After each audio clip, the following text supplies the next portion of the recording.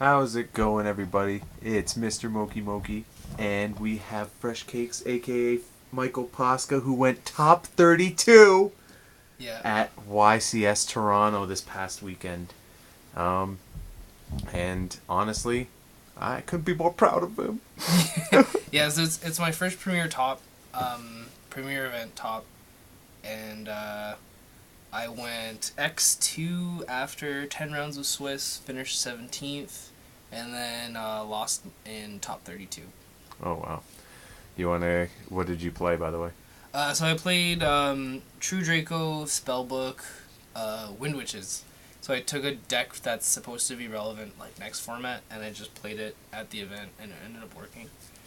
All right, you want to get right into it? Yeah. Let's do it. Alright, so for monsters, we're going to start with the True Dracos. We're playing 2 Masterpiece, 3 Dynamite in the main deck. I am not playing Ignis in the main deck just because I have other cards for going first. These are always better going first, and then Ignis is more for going second, but I didn't structure the deck to go second. This is just the number I ran it at. For the Wind Witches, I'm running 1 of the Snowbell, 2 Glass Bell, and then the triple Ice Bell.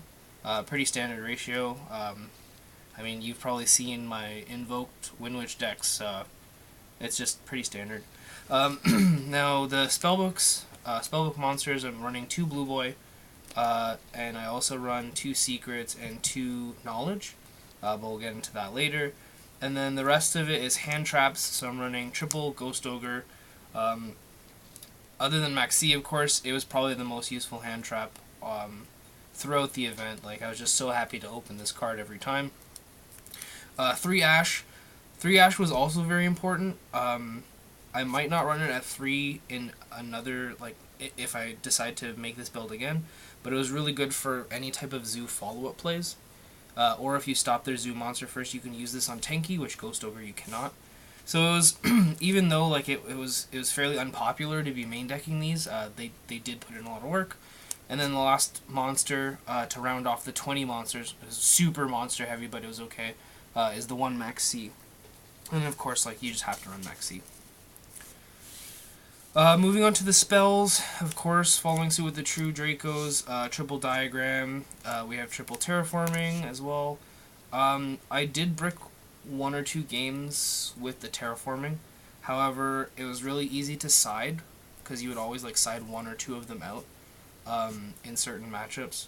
So, I ran a 43 card deck, so the side deck was literally the deciding factor. Without siding, I would not have been able to win a single match.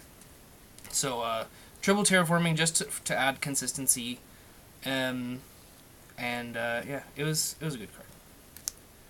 I played 2 Spellbook of Secrets, like I mentioned, and 2 Spellbook of Knowledge, really, really strong draw power engine. The one thing I like about the Spellbook engine, as opposed to the Demise, it's Demise, right? Mm-hmm. Versus the Demise True Dracos, is you split up your draw 3 into 2 separate portions.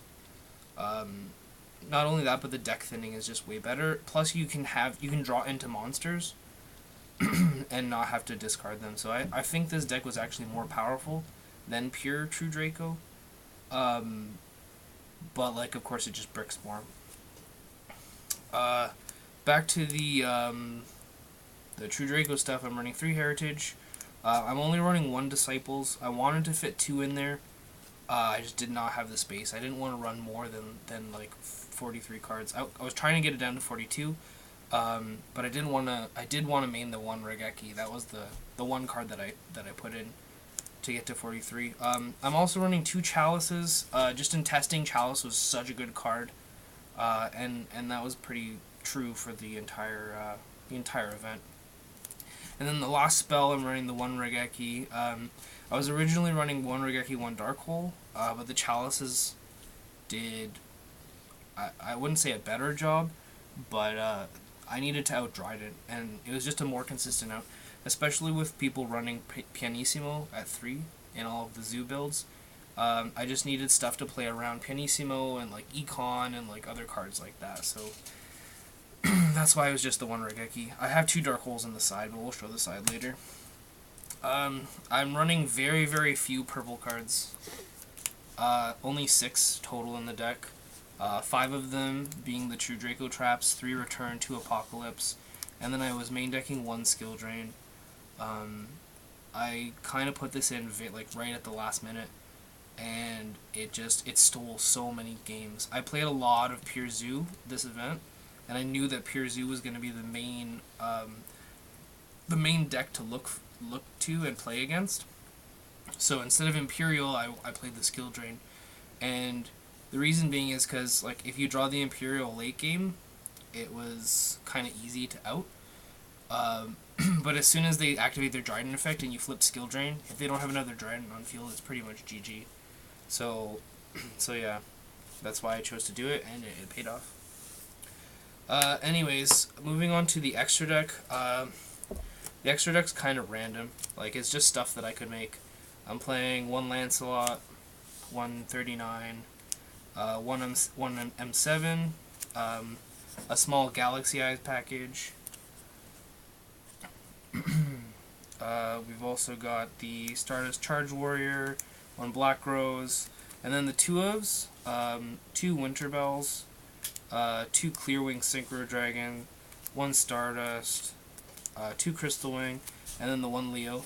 Outside of the Crystal Wing and like all of the Windwitch synchros, I think I made like Leo once. I made Charge Warrior a bunch of times actually. Charge Warrior, there's a really neat combo that you can do with when you open Spellbooks and Windwitches. And I really wanted to Lancelot for a game, but it never came up during the tournament. But these 2 synchros were really strong. And I believe Clearwing Fast Dragon comes out, or is out now, but becomes legal like on the 4th. So I'm going to be playing that in this deck as well. And then, like, this is probably the most important part of the video, the side deck.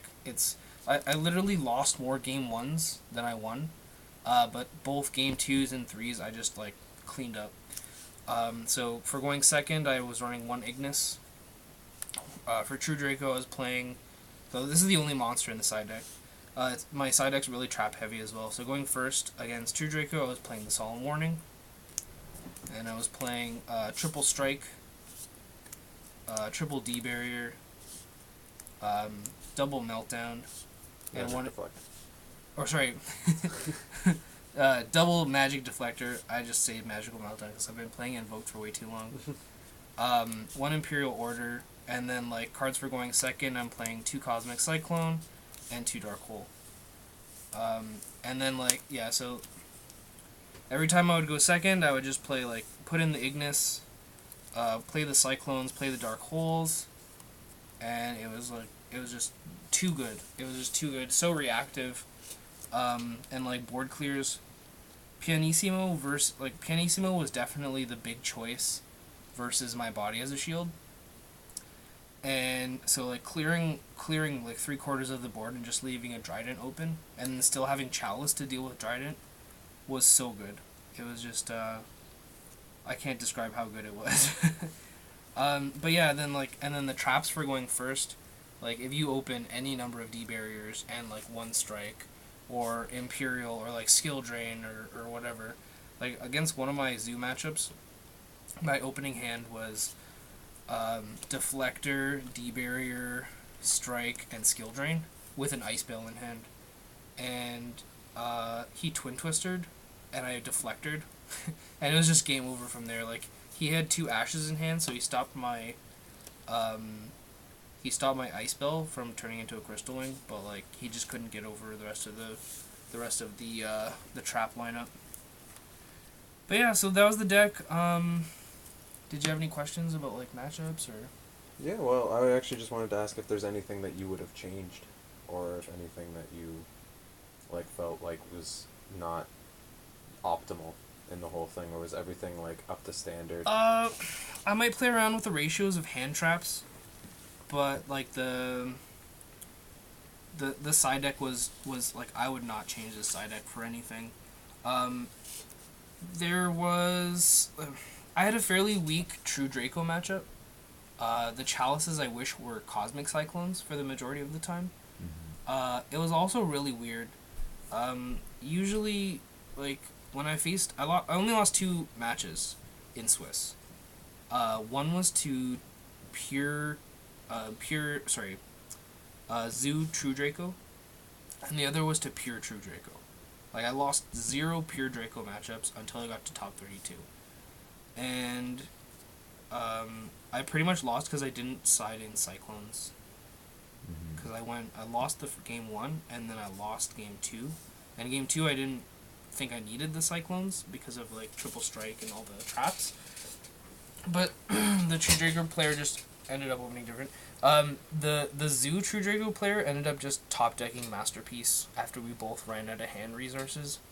So like I think that was really attributed to luck, but what can you do in that situation? I wish I had more a better structured extra deck, but it didn't come up enough for it to be like a major turning point in the deck. I think everything in the deck worked how I wanted it to work. There were a few times, like I said, where I bricked with terraforming, so I would probably cut the terraforming down a little bit. I might not run Skill Drain in the main deck, might side it instead, and then just have more consistency cards. But other than that, like I don't think I'm pretty sure I think I did pretty well. Yeah, considering that this is your first YCS, I actually think that you should take a lot of pride in what you've done. Not a lot of people who have been playing this game for years have topped a YCS, so there's nothing to be ashamed of. You actually brought a very unique deck to YCS in terms of Spellbook, Windwitch, True Draco. Yeah, I mean, I was right before the event. I was searching for similar decks, and there wasn't any of them. So exactly, I feel like I'm the only person who's topped with this deck. I feel a lot of people on the internet will just be happy that you didn't top with Zoo like the 80% of the masses have taken. Yeah, well, you know what?